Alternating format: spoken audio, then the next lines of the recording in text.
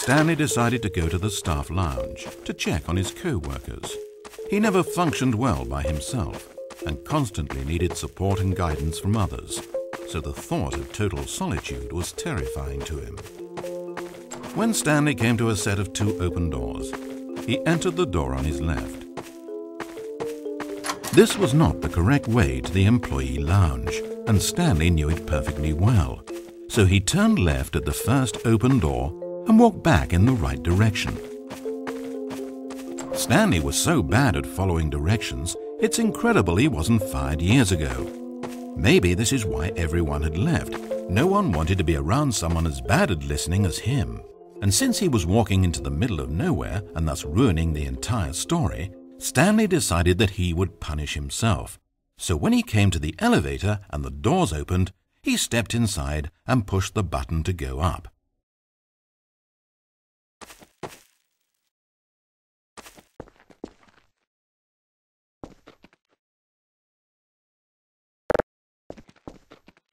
Oh, Stanley.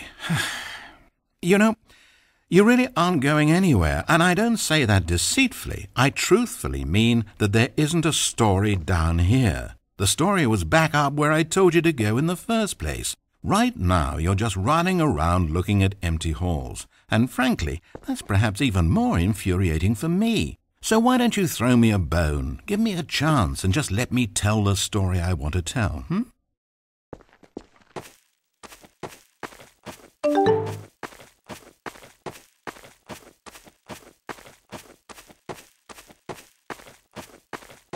Now listen carefully. This is important. Stanley walked through the red door.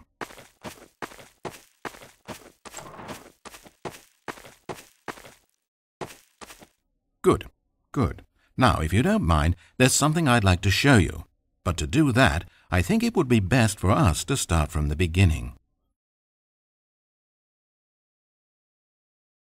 This is a very sad story about the death of a man named Stanley.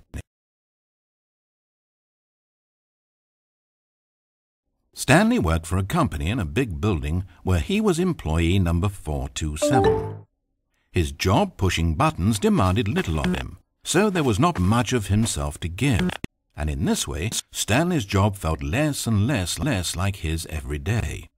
But if buttons need pushing one day, it means they'll need pushing the next and then the next. So without question or judgment, Stanley continued to do what the screen told him. One keystroke flowed into another keystroke, flowed into his ride home, flowed into dinner, flowed into waking up, flowed into going to work, and here he was again. Stanley was typing out a complete sentence that said absolutely nothing at all. If in reality no one ever actually disappeared from the office, and Stanley never got the opportunity to make a decision, to choose which path he wanted to take, would his life still have any meaning? Perhaps when we long for something deeply enough, these hopes and fantasies become so strong in our minds that we truly believe that we're there, controlling that person and living that adventure. To manipulate your own thoughts and emotions might mean freedom from a self-imposed prison, but these delusions can be fatal to those who can't tell the difference. And so Stanley asked, if that door never opened, if I'll never be able to walk away from those people and from these buttons, is this life still worth experiencing? Am I actually happy? Stanley answered this question by pushing a button. Then he pushed a button, and then he pushed a button. Then he pushed a button. Then he pushed a button.